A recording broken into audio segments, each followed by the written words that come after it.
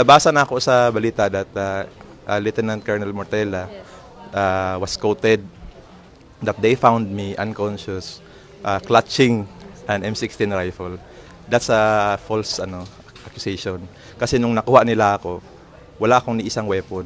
If they consider, kung meron na akong weapon, yung camera ko. Kasi yun naman lang talaga ang gamit ko sa aking trabaho, no? Kung consider nila weapon yung ballpen ko, yun ang weapon.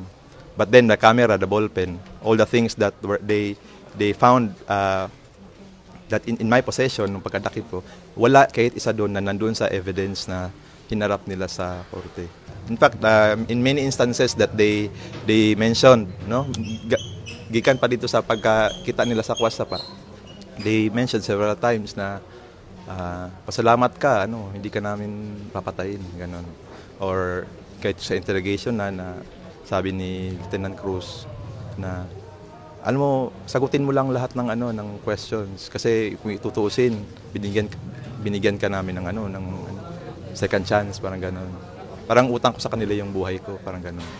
So, yung mga ganong statements, I would think na talaga yon. So I was just trying to strengthen my yung psychological well-being ba in the midst of those kind of statements sa kanila. Maraming ganong mga statements na binitawan ng mga sundalo, mga opisyal nila doon sa 67th IB. Yung attitude ko at that time is just to extend my life. No, ayokong magkaroon pa ng antagonize sila, that they will do harm to me or to my life. So, I just gave them the answers that they want to hear. Yun kasi yun na yung limited yung mo doon eh. You're not free to say otherwise within sa kamay nila. Yun ang attitude ko doon. Na to try to be cooperative to their eyes. Para hindi, kasi di ko alam kung ano pwede lang gawin sa akin. So all the assurances na ginawa nila sa akin, hanggang salita lang. So regarding kaso nga, wala nga silang sinabi na kakasuhan ako eh. I was surprised na pagdating ko ng yung turn of events na led to the filing of case sa Mati. Yun ko na lang nalaman talaga na they were planning to file a case against me and they did file a case. Yung mga kaso ngayon na nasa korte na.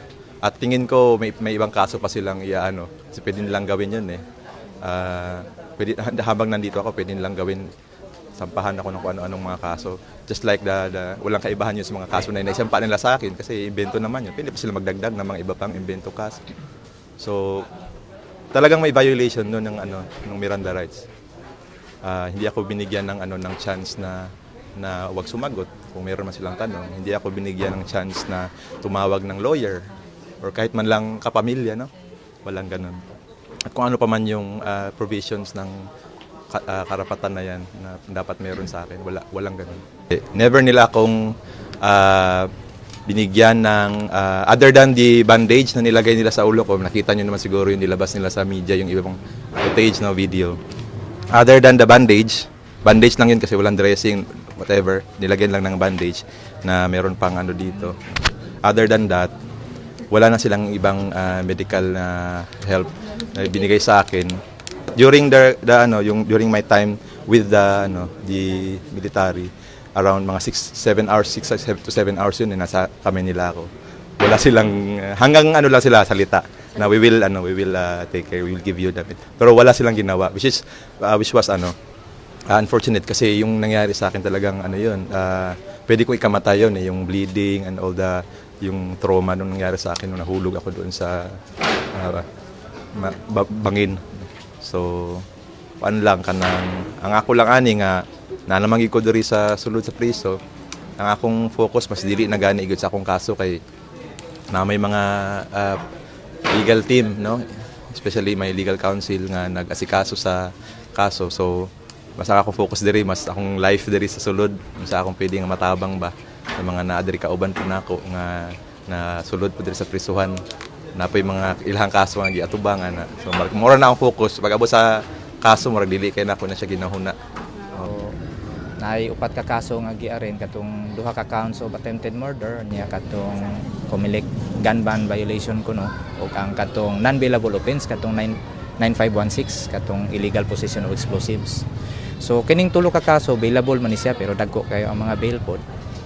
Unya kining isa mo non-bailable mo to nga katong with relation to katong case nga non-bailable offense katong RA 9516 nag-file mi karon og petition for admission of bail kay ang pamaagi diha nga i-prove sa prosecution nga strong ilang evidence kay under our constitution presumed innocent man ang accused so dapat bailable gud siya pero kay nag-recommend man ang prosecution for non-bailable offense mo nang i-prove po nila nga bugat ilang ebidensya aron nga dili gyud ma-bail si Mr. Gargar pero sa among position is that kulang ilang ebidensya dapat entitled si Mr. Gargar o bail.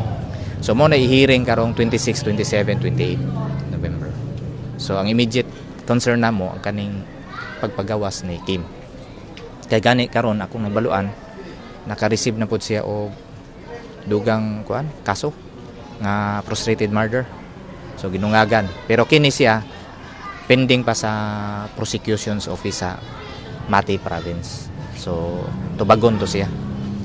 So wala pa to, di pa to matawa og kaso kay complaint pa man lang na siya dito sa prosecution's office.